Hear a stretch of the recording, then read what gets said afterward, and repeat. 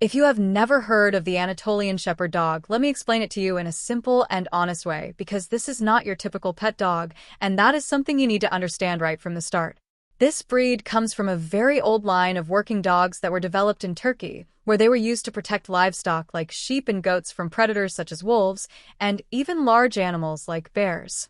So imagine this: wide open land, very few people around, and a dog that has to think and act on its own. That is the kind of environment that shaped this breed.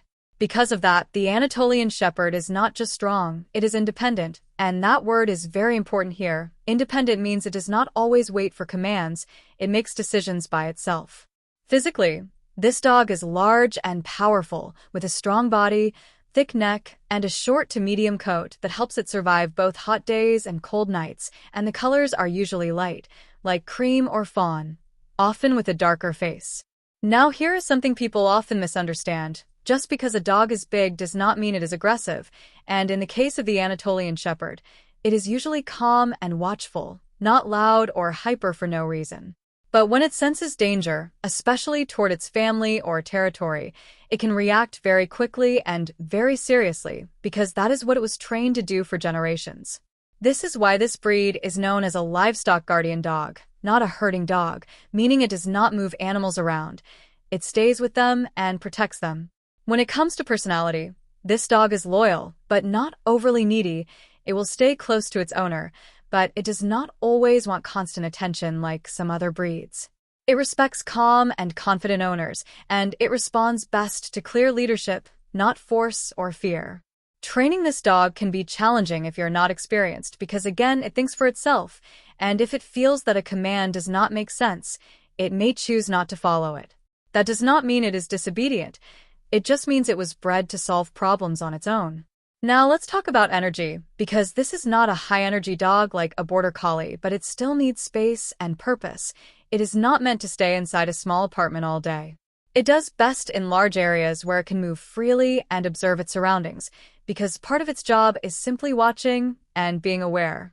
If it gets bored or feels confined, it may become restless, and that can lead to unwanted behavior. Another thing to understand is socialization, which means slowly introducing the dog to different people, animals, and environments while it is still young. This is very important for this breed, because it naturally protects what it sees as its territory.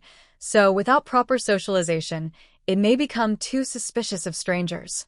Now, in terms of care, the coat is not very demanding.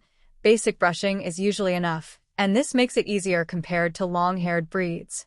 Health-wise, like many large dogs, it can be prone to joint issues over time, so proper diet and regular checkups are important. When it comes to family life, this dog can be very protective and gentle with people it knows, but again, it is not the kind of dog that will act like a toy or constantly seek attention. It is more like a quiet guard, always watching, always aware, and ready to step in if needed. So if you're thinking about getting an Anatolian Shepherd dog, you really need to ask yourself honestly, do I have the space, the time, and the experience to handle a strong, independent dog like this? Because this is not a beginner-friendly breed, and it is not meant for everyone. But if you understand its nature, respect its instincts, and give it the right environment, it can be an incredibly loyal and reliable companion. At the end of the day, this breed is a perfect example of how dogs were shaped by real work and real responsibility, not just looks, and that is something a lot of people forget when choosing a pet today. Thanks for watching. If this video resonated with you, please consider hitting the subscribe button. I am currently working toward my goal of 1,000 subscribers, so I can finally monetize this channel and turn this passion into a sustainable part of my future. This is my unfiltered diary of solo living in the Philippines, and your support helps me keep this channel growing. If you would like to help out even more, you can check out the Buy a Treat for My Pets link in the description. My dogs definitely appreciate the love. Make sure you are subscribed so you do not miss the next update. Thank you for being such an important part of this journey. I will see you in the next one.